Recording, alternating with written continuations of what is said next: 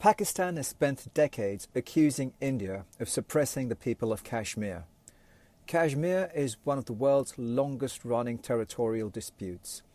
It has resulted in wars between India and Pakistan. It remains a source of military tension between two nuclear powers. And for Pakistan, the treatment of Kashmiris living under Indian control has long been an important part of its case against New Delhi. But right now, something rather uncomfortable is happening. Kashmiris living under Pakistani control are protesting against Pakistan. Violent unrest has broken out in Pakistan-administered Kashmir. There have been multiple deaths, elections have been disrupted, Pakistani security forces are cracked down on protesters. And suddenly, Islamabad finds itself facing accusations that sound remarkably similar to those it has spent decades directing at India. But there's a second part to the story which I think is actually much more important. Because these protests are happening against the backdrop of something much bigger. Pakistan is experiencing instability around several parts of its periphery. There's unrest in Kashmir. There's a long-standing insurgency in Balochistan. There's continuing militant violence in the northern regions of Khyber Pakhtunkhwa, which borders Afghanistan. And yet, despite all of this, the government in Islamabad, and particularly Pakistan's extraordinarily powerful military, doesn't appear to be in imminent danger. So how can both things be true? How can a country experiencing serious unrest around so much of its borders, while the political centre remains relatively secure? That's what we will look at today. First, what's actually happening in Kashmir? Let's start with the immediate situation. The territory we're talking about is called Azad Jammu and Kashmir, or AJK, the part of the disputed Kashmir region controlled by Pakistan. It's officially described as a self-governing territory with considerable autonomy, but the reality is considerably more complicated. Pakistan retains substantial influence over its political system, and many Kashmiris have long argued that the region doesn't enjoy the degree of political autonomy that its formal status might suggest.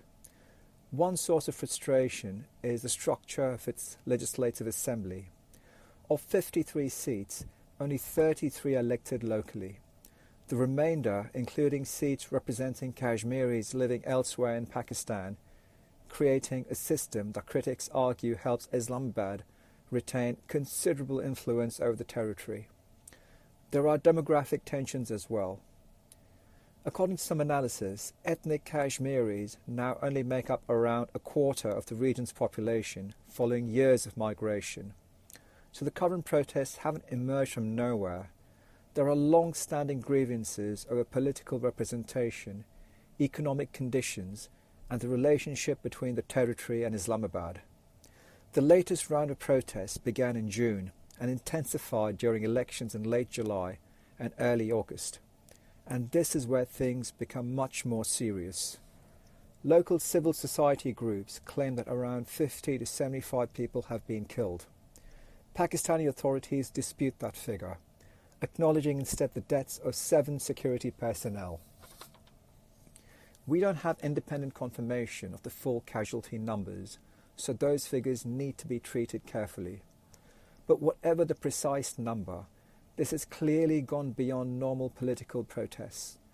Voting in the final 7 constituencies of the assembly elections have been suspended, and Pakistani authorities have reportedly restricted access for foreign journalists as international attention to the unrest has increased, which creates a very awkward problem for Islamabad, because that is the Kashmir paradox.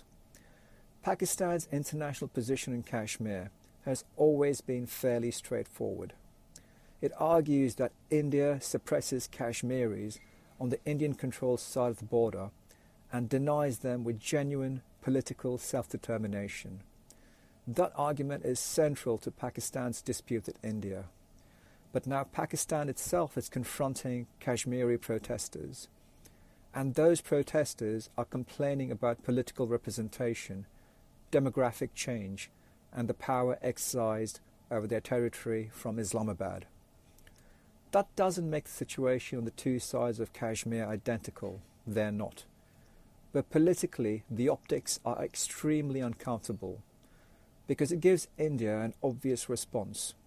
How can Pakistan accuse India of suppressing Kashmiris when Kashmiris living under Pakistani control themselves are protesting against Islamabad? That contradiction could weaken Pakistan's narrative internationally. But, and this is important, it probably doesn't seriously threaten the Pakistani government itself, at least not yet. So why isn't Islamabad panicking? At first glance, violent protests, suspended elections, and dozens of alleged deaths might look like another sign that Pakistan is becoming increasingly unstable. But there are several reasons to be cautious about that conclusion. The first is simply scale. Kashmiris represent a relatively small constituency within Pakistan's overall political system, and the territory is strategically important enough that both the Pakistani government and the military are highly unlikely to loosen their control over it. The second reason is politics. Pakistan's governing coalition contains the Pakistan Muslim League of Prime Minister Shehbaz Sharif and the Pakistan's People's Party, the PPP, associated with Bilawal Bhutto. The PPP has expressed support for Pakistani protesters from Kashmir.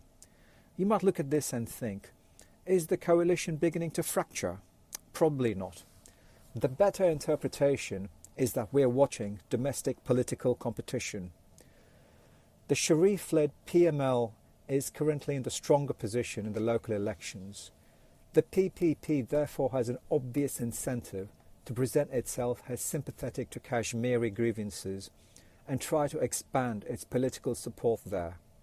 In other words, what looks like a major disagreement within the government may actually be political positioning. But there's an even more important reason that Islamabad remains relatively secure, and that's the Pakistani military, where lies the real center of power. If you want to understand Pakistani politics, looking only at the elected government, that rarely tells you the whole story. The Pakistani government or the country is controlled by the powerful military. The military remains arguably the country's most powerful institution, politically, economically, and militarily. And right now, Field Marshal Azim Munir appears very secure. Pakistan's growing diplomatic role, including its mediation efforts surrounding the Iran conflict, has increased Islamabad's international relevance, and the military's confrontation with India last year also strengthened its domestic standing. So despite the unrest in Kashmir, there's little evidence that Pakistan's central power structure is beginning to fracture. But that brings us to the more interesting question, because Kashmir isn't the only part of Pakistan's experiencing unrest. Take a look around Pakistan's borders, zoom out from Kashmir, and a striking pattern emerges. Pakistan has security problems across several of its regions. In the west, there's Balochistan. The Baloch insurgency is a long-standing and much more serious security challenge. In the northwest, towards the Afghan border, there's Khyber Pakhtunkhwa, where militant violence remains persistent. More than 450 Pakistani security personnel were killed in insurgencies in Balochistan and Khyber Pakhtunkhwa during the first 7 months of this year. That's a significant level of violence. Then in the northeast, you now have serious unrest in Pakistan-administered Kashmir. Put those together and the map starts to look concerning. But here's a critical point. These conflicts are not one conflict. The groups involved are different, their histories are different, their grievances are different, and most importantly, their political objectives are different. There may be some shared economic frustrations, particularly unemployment and the lack of opportunities for younger people. but there is very little connecting those movements politically, and that fragmentation is enormously important. So fragmentation is Islamabad's protection. Imagine a government facing 10 opposition groups. If all 10 groups coordinate and formed around a common objective, the government has a serious problem. But if those 10 groups distrust each other, operate in different regions in unison, and want completely different things, the government is in a much more stronger position. That's essentially the dynamic in Pakistan today. The Baloch insurgency doesn't automatically translate into support for Kashmiri protesters. Kashmiri political grievances don't automatically align with the militant movements in Khyber Pakhtunkhwa. And local economic protest don't necessarily translate into a nationwide anti-government movement. So you can have significant instability at the edges of the country while maintaining considerable stability at the centre. And this is why I don't think the most useful question is, will the Kashmir protests bring down the Sharif government? Almost certainly not.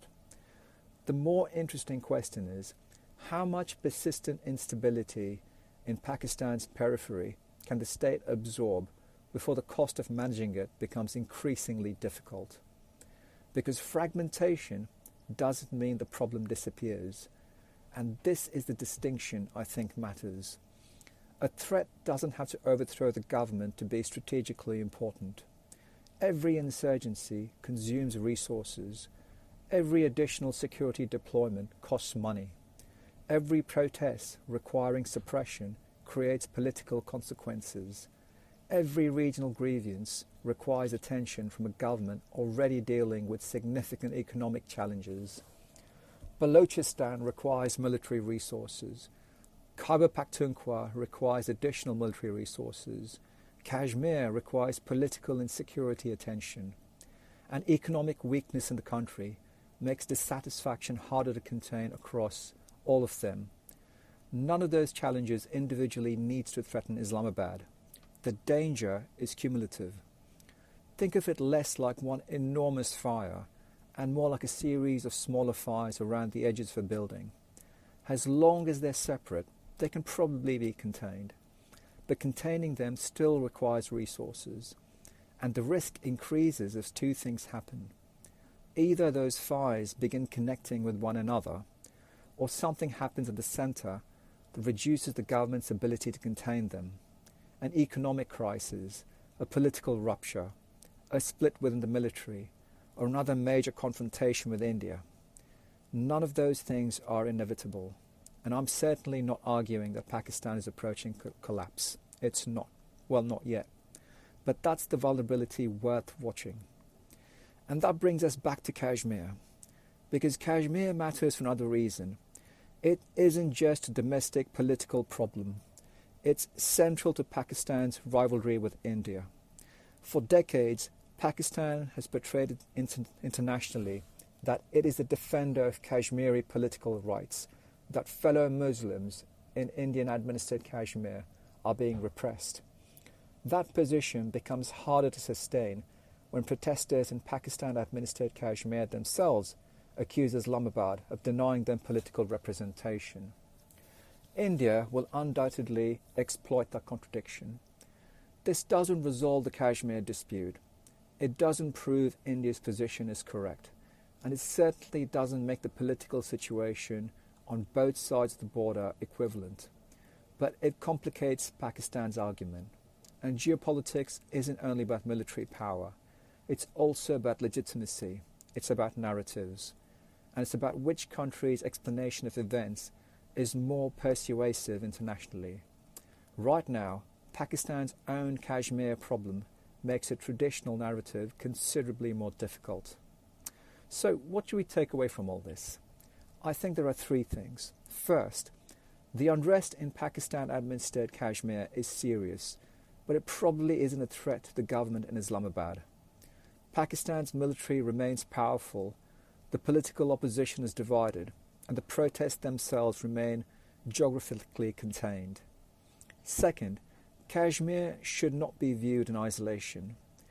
Pakistan is dealing with unrest or insurgencies across several regions. Balochistan and Khyber Pakhtunkhwa are arguably more serious security challenges than Kashmir itself. And third, and this is the most important point, Pakistan's greatest protection is fragmentation. Its regional challenges remain disconnected. There isn't currently a unified political movement capable of converting all that regional instability into a coherent challenge to the centre. But that also means the situation is far more fragile than simply saying the government is secure. Because political stability isn't binary. A government can remain firmly in power while the economic and military cost of maintaining the power gradually rises. And that's probably the best way to understand Pakistan today. Stable at the centre, increasingly pressured at the edges. For now, Islamabad can manage that contradiction. The question is, how long can it continue to do so, and what happens if those separate fires ever begin to converge? Thank you.